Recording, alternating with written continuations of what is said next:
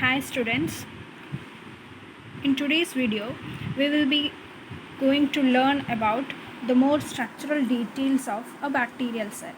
In the previous videos we have gone through the surface appendages, and also in the yet previous one we have gone through the cell wall details of bacterial cell, and we have uh, learned that the plasma membrane is having the same phospholipid bilayer like fluid mosaic structure in bacterial cell also. And coming to the interior portions, in the cytoplasm is this green shaded part. In this cytoplasm, they will be having no other cell membrane bound organelles. All the membrane bound organelles are absent, and they will be having a genomic DNA. Bacterial DNA is this one, and it is not enclosed in the nucleus also. It is freely dispersed in the cytoplasm, and it is a double stranded circular genome.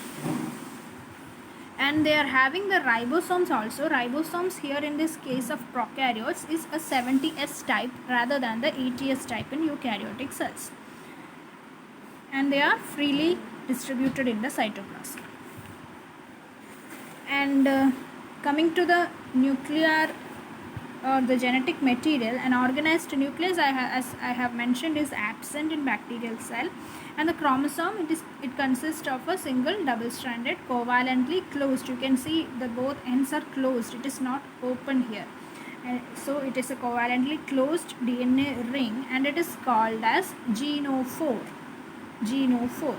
It is located in a ribosome free region of the cytoplasm or nucleoid. We call this region where this bacterial DNA is found, we call that region as nucleoid or nuclear region, and it is a ribosome free region also. It is not complexed with any of the histone proteins as in case of eukaryotes, but exists as a highly compact and supercoiled structure. And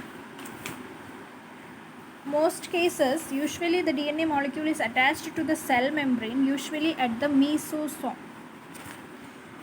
That is all about the genetic material, bacterial genetic material.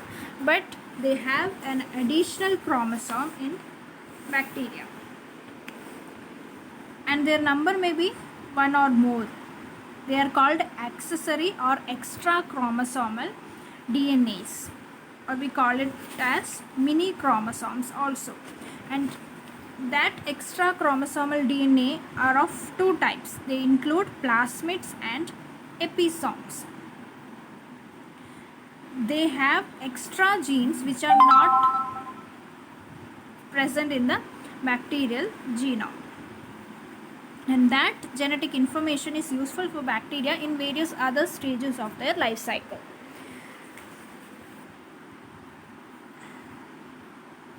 So this blue shaded one, these are the plasmids, and these are the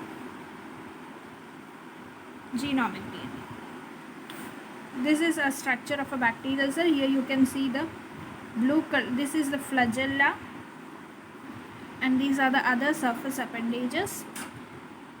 This is the light shaded sky blue colored outer layer. This is the capsule or the outer layer or the glycocalyx, and inside it we can see another layer, that is the cell wall, and the orange colored region inside, the third inner or the innermost layer, that is the plasma membrane. And this is the nucleoid, this is the plasmid, and it is distributed in the cytoplasm. And these small globular structures, you can see they are spherical structures, they are the ribosomes.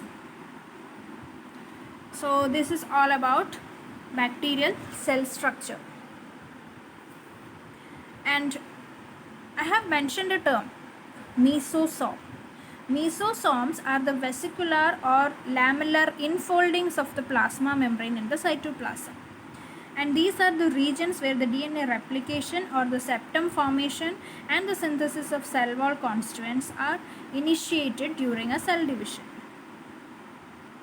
It was formerly believed to be a respiratory center which was considered equivalent to the mitochondria in eukaryotes. But it is also doubted that they are the artifacts of fixation. When we fix a cell in laboratory condition, as a result of this fixation procedure, these mesosomes are being formed. There is one belief also like that. So these are all about the bacterial cell structures. These are the genomic DNA and these are the plasmids or the extra chromosome or the mini chromosomes. These plasmids, they can be of different types. There are mainly 4 types of bacterial plasmids called F plasmid, R plasmid, Col plasmid and metabolic plasmids. F plasmids are the plasmids which carry the genes which are needed for or give the bacterium the ability for genetic transmission from one bacterium to another. So they are the one which are involved in the process known as conjugation.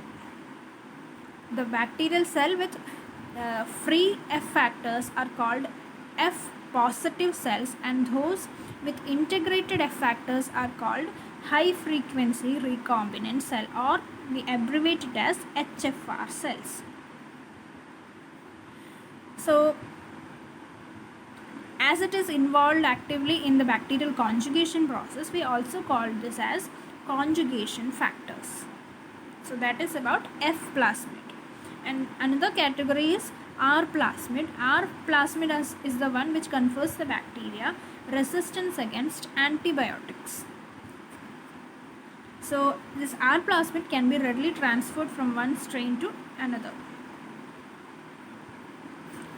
That is about R plasmid. And the third one is Col plasmid, which carry or govern the production of some bacterial toxins. We call it as bacteriocins. This colsins, vibriosins are some examples of these bacteriocins. So Col plasmids are the one which carry the genes of bacterial toxins.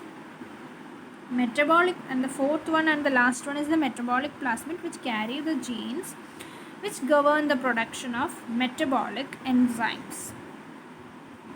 They can be transmitted through conjugation process together with the F plasmid.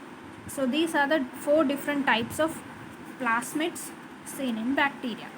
With this, we finish the bacterial structures, and in the next class we will be seeing about the nutritional types of bacteria. So that is all for today. Thank you.